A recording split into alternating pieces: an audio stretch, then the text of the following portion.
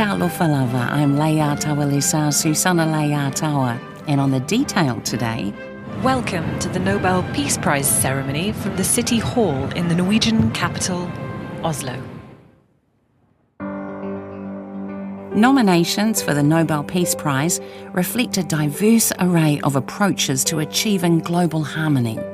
Nihon Hidankyo, a grassroots movement of atomic bomb survivors from Hiroshima and Nagasaki, is receiving the Nobel Peace Prize for 2020. To Nargis Mohammadi for her long and courageous battle against oppression of women in... They are being awarded for scientific breakthroughs that spans from intricate and mind-boggling evidence that particles can be entangled despite being at a far distance. The Nobel Peace Prize for 2021 has been awarded to two outstanding representatives of the press. There isn't an official list of people nominated for this year's Nobel Peace Prize. That's kept secret until 50 years after it's awarded. But those tipped to be in the running range from the well-known Pope Francis, US President Donald Trump and SpaceX's Elon Musk, to those whose global reputations precede them. And then there's a Washington-based, Auckland-educated Samoan development entrepreneur. It's tough to get my head around, but it's a huge honour, and I'm just a little bit stunned waiting for something to happen. Samoa's Lele Lelaulu is nominated for his work in reshaping the narrative around tourism, not just for leisure, but as a vessel of peace. I was called by some people, the nominating group, which is a group of non-governmental organizations associated with the Anglican Church and the United Nations. So it was a bit out of the blue in a sense, because I don't really go to Anglican churches or any churches generally. So I thought it was a prank initially, but then they called back and it was true. And then they sent the recommendation and I saw it and away it went. So let's see what happens. The recommendation itself connects tourism and your work with global tourism and peace. Can you expand on that for us? Well, I think that tourism is the only real peace dividend. It's basically the industry of peace, because if you think about it, this is the largest transfer of resources from the haves to the have-nots in history. Voluntary. You know, people are voluntarily buying airplane tickets, they're buying hotel rooms, they're buying all sorts of trinkets when they arrive. And their biggest complaint is at the end of it is that they can't spend their money because there are not enough things to buy. But if you think about the hundreds of millions of lives that have been lost as people tried to wrest resources from others over the centuries, it's just astounding. But tourism has reversed all that. It also gets resources and money to communities if it's handled properly, and it goes straight into the pockets of families and communities and into countries, whereas if it's handled a different way, then it goes to corporations. But it has enormous possibilities for allowing communities to improve their education, their health, their welfare, and their dignity, their ability to live lives of dignity. That's why I think the industry of peace is tourism. How have you arrived at this clarity? You've worked in NGOs, you've also worked at the United Nations. Could you give us some more detail for people who don't have the level of detail of the breadth of the work that you've done over the decades? Well, I used to sort of jokingly introduce myself to strangers as, "Hi, Lele is the name and peace is the game." But, you know, we all work for peace, working at the United Nations and elsewhere. But the thing is that we were dealing in concepts of peace. But I just couldn't see how this was affecting the poor people. So I looked at development and how giving people the resources they need or they ask for to build lives of dignity for themselves and their communities. Suddenly I realized that this builds peace, this sort of development. This builds lives of dignity, and when you have a life of dignity, you're less inclined to attack your next-door neighbour or the people downstream. And the quickest way to get resources to people is not so much through government-to-government assistance, because this sort of money, this bilateral aid, as they call it, goes mostly to the treasuries of countries. But as far as the individuals and the villages, the communities go, very little goes there. Whereas tourism comes straight in, and then if it's handled properly, if community tourism is handled properly and built, then it goes to the families and to the communities directly. And it builds them up and it gives them a whole new dignity of life.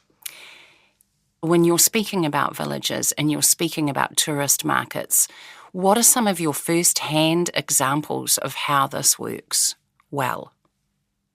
Well, I was working in Central America on what we call the Mundo Maya Sustainable Tourism Project.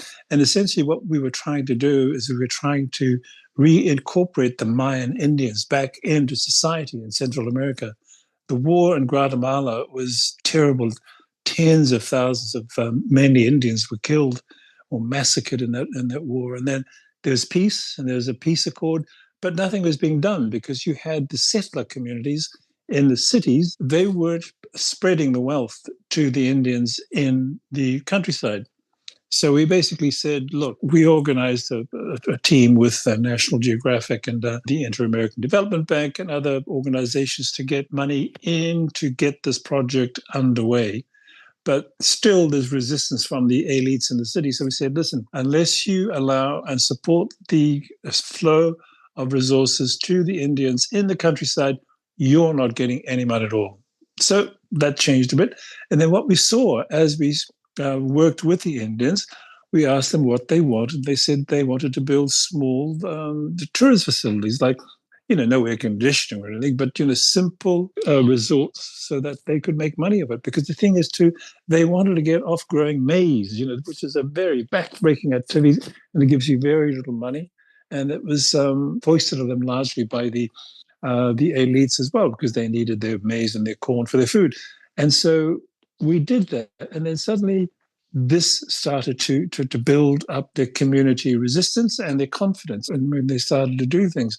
And the funny thing was, this was designed for foreigners, but 99% of the people who came were people from Guatemala who wanted to see what other parts of the country looked like. And also another thing we did was working with the archaeologists. As you know, in the Mayan communities, the Maya have some of the most extraordinary archaeological artifacts in the world. But the thing is that the archaeologists who would come down, they sort of put fences around it and banned the locals from going in. Working with some archaeologists, some crazy ones, I call them my archaeolocals, we took the barriers down and then we encouraged the Maya to come into the Mayan ruins for the first time. And of course, the archaeologists, they love talking to the Maya because all they're doing is sort of sweeping brushes in holes in the ground all day long. So they love talking to the Mayans, and the Mayans themselves would tell them the stories that they had about, what used to happen in the area, in the vicinity of these archaeological ruins. And then we asked them, look, we know you have your spiritual rights, but we know that the colonizers, the colonial powers, stamped it out, but we know you've kept it alive in your back rooms. We want you to bring those spiritual serves that you have, and we want you to put them and have them in the temples that we are uncovering. So they did that. They slowly came over. They basically rediscovered their spirituality and their faith through this archaeological thing. I call it ethical archaeology. And then slowly things started to happen. They started getting more resources from tourists and also through archaeologists. They were sort of flooding in from different parts of the world as it started to open up. And then in the 1996 peace accords between the guerrillas, mainly Mayan Indians, and the elites, mainly sort of Spanish-speaking people, finally came into effect, and it started to work because we worked with the communities, giving them what they requested to make lives of dignity for themselves, and going one step further by encouraging them to reconnect with the basic elements of their spiritual history and their heritage. So that's when I thought, that's what we do. This is how we get resources to those without resources as quickly and as effectively as possible. Do you have examples like this in the Pacific region? I think the examples abound in the Pacific region because you have lots of communities, isolated communities who had nothing. And then suddenly, the tourists came, so they came with their dollars and fed it directly into the community. So therefore, then the communities could start building the things they wanted. They enhanced their schools. They built their churches, of course, but they improved their health services and their communication systems. Their roads and their telephones to give themselves a better life, and their kids the chances of a better life as well.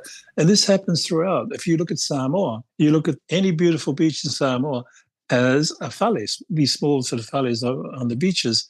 And of course, once you go there, even for a look, it's 3 tala. So they get a little money from that. If you want to stay overnight, then of course you pay a higher fee to be able to stay there. But there again, that's money going into communities which had none before.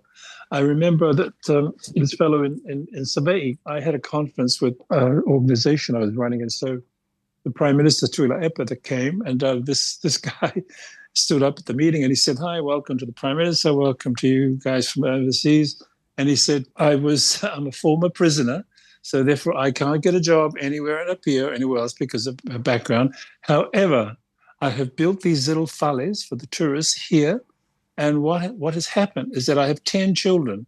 8 of them had gone overseas to find money to send back here. Now, because of my little tourism structures, my little fales, they are all back here together. So we are together as a family because of this. And then as a little cheeky little sideline, he said, and we make good money, and I challenge the Prime Minister to try and come and get that tax off us. And, Tuila Epa laughed his head off because he knew that there's no way he'd get tax off these guys. But again, it brought their family together and using tourism. What about the naysayers or the concerns, understandably, around climate change, around rubbish pollution? What are some of the ways that can be prevented or is being managed that you've seen or been part of? Well, it's very, very good to keep these concerns up front so that people in the tourism sector understand the opposition that's there if they do not do tourism sustainably. And the thing is that, sustainable tourism has very few, very simple rules, but if you break them, then you're screwed. So again, when they start breaking these rules, it's a problem. Now, in terms of climate change, of course, there are real concerns about long-distance travel and the amount of emissions they cause. But if you think about it, this long-distance travel is coming to countries far, far away, remote islands and things like that.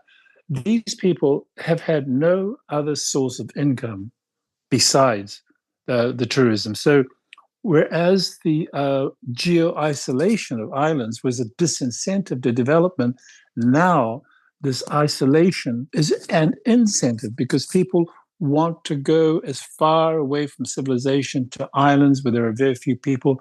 The weather is warm, the sea is blue, and the sand is nice. So this is a form of income these people need to survive. If they don't have it, then the alternative is for the rich countries to dish out aid to these people, and there'll be a lot of emissions there, and a lot of it will be wasted. So again, it has to be looked at and to counterbalance. Of course, this is progress, I suppose, and progress causes a lot of emissions, and so it has to be managed. But people like Air New Zealand and Qantas, they're using alternative fuels now for airlines, and this will develop because people know that there is money to be made if they can turn themselves green. As someone said, you can make green by being green.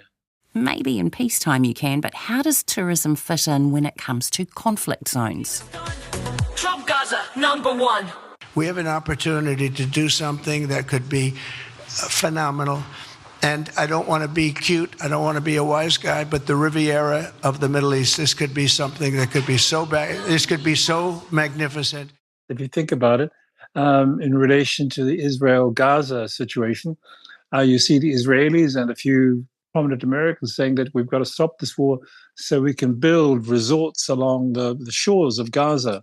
It may mean expelling a few Palestinians, but this is what we want to do. It's as if that's your ultimate goal, is to build resorts, which is a hell of a way to back into tourism.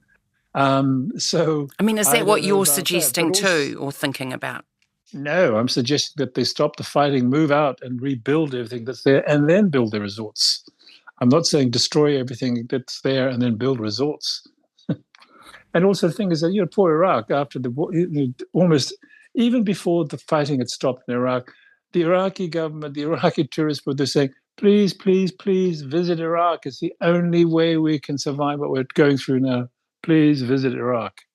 So therefore, tourism there was important. And also, if you look at the regenerative power of tourism, you have to look no further than New York City after 9/11. Everything was devastated, and it was tourism that rebuilt the city quickly. It's a very, very important sector, and people are just beginning to recognize it. But in terms of conflict, no, we have to end the conflicts before tourism can apply. It is very much, the industry of peace, because once there's peace, then people tend to stream across borders to see what their former adversaries are like and what they did, how they live. And this then starts to build up connections between former adversaries. So this is what we hope, this is what I hope for. The New Zealand government has recently talked about increasing the number of visitors that come here. For people listening, what are some of the things that we can consider as starting points or things to be aware of? Well, so the holus bolus introduction of people is not sustainable tourism. I think all we have to do is look at Paris.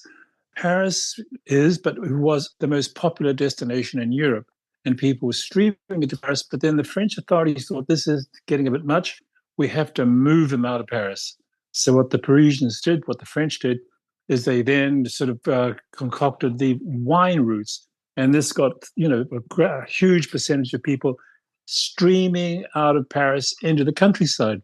So therefore, then the agricultural sector started to benefit from these tourists, because they're adding a couple of days and they're getting outside of Paris, decreasing the pressure on the metropolis. And then they did, real agro-tourism, and then people stayed on farms.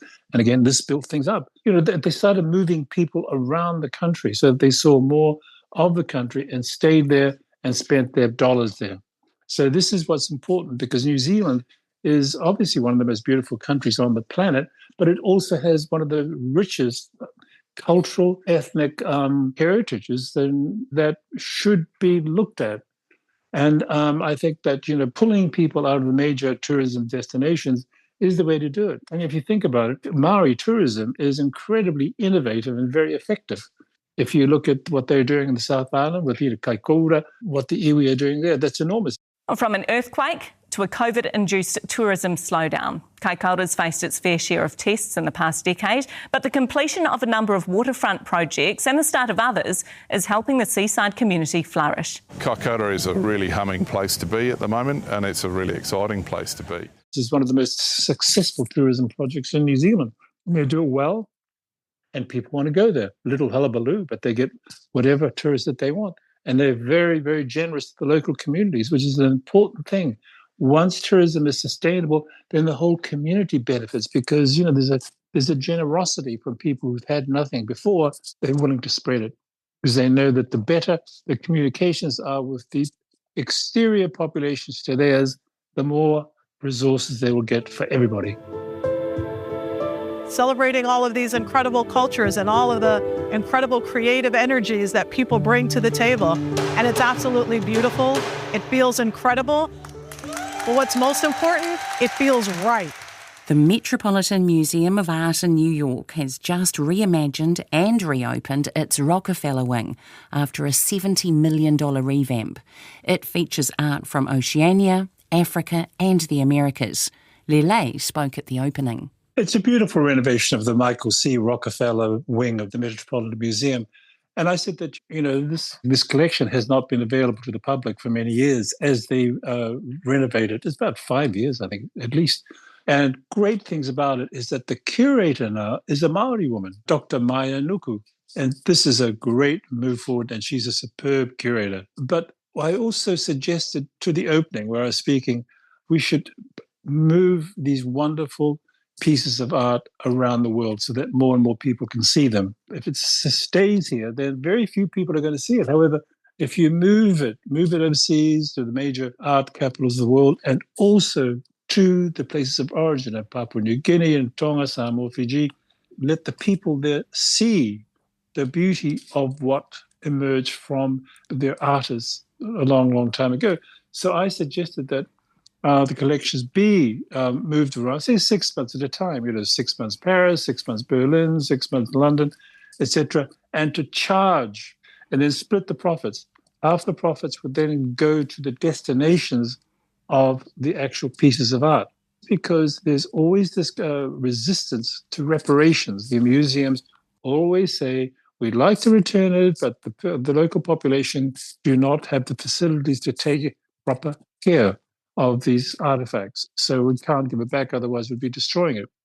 So my point was that this money would be used to upgrade the facilities or to build the facilities good enough so that when the time came, when these artifacts came home, they would be taken care of so that they're not damaged or destroyed or robbed. And I said that, in our part of the world, when you give a gift, you normally get a gift of equal or greater value to the gift that you gave. So I said, in a sense, as the collection goes around and as you return some artifacts every now and then, the collection that comes back to the Metropolitan in New York is going to be richer and more valuable than the exhibit that left. So I called it a cultural diplomatic continuum. The thing is that, art is basically cultural diplomacy, as the head of the museum said. And what's needed is not just events. We need a continuum to move the art around the world so that people could really enjoy it. And also, the thing is that, art in our parts of the world, it's a community type thing. It's not done by an artist locked up in a studio far, far away from everybody else and starving to death. Normally this is done by somebody who's highly respected in the community and is part of the community. So I said that by going around the world and being seen by the communities where these art pieces emanated would add to the value of this art. The cultural diplomatic continuum is what I called it. How did they receive what you said? Well, I watched a few of them. The Rockefellers, half of them nodded in agreement, and the other half just looked like stunned rabbits. But and the curators likewise, some were shaking their heads enthusiastically, and standing next to stunned mullets, but it'll get a conversation going, because they should look at it, because we shouldn't be talking about reparations separately. I can see their point of view. You give a piece of art to a country which is not prepared to accept it museologically, then that thing is going to disappear. Lele says if countries aren't able to create the capacity to care for artwork returned to them properly, then there is a risk of these pieces being sold on illegally, but only if the process isn't done properly. This is the danger of reparation, which is done without reparation without preparation. Actually, that's the slogan I'll use. Reparation without preparation to receive.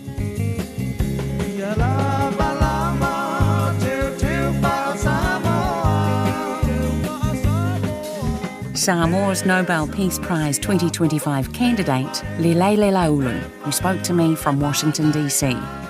The Nobel Peace Prize 2025 will be announced on October 10th and the award ceremonies on December 10th in Oslo, Norway. The Detail is a newsroom production supported by RNZ and New Zealand On Air. This episode was produced by Davina Zimmer and Alexia Russell and engineered by Phil Bench. I'm Leia Tawalesa Susana Leia Tawa, on loan to The Detail from RNZ. Manuia le weekend.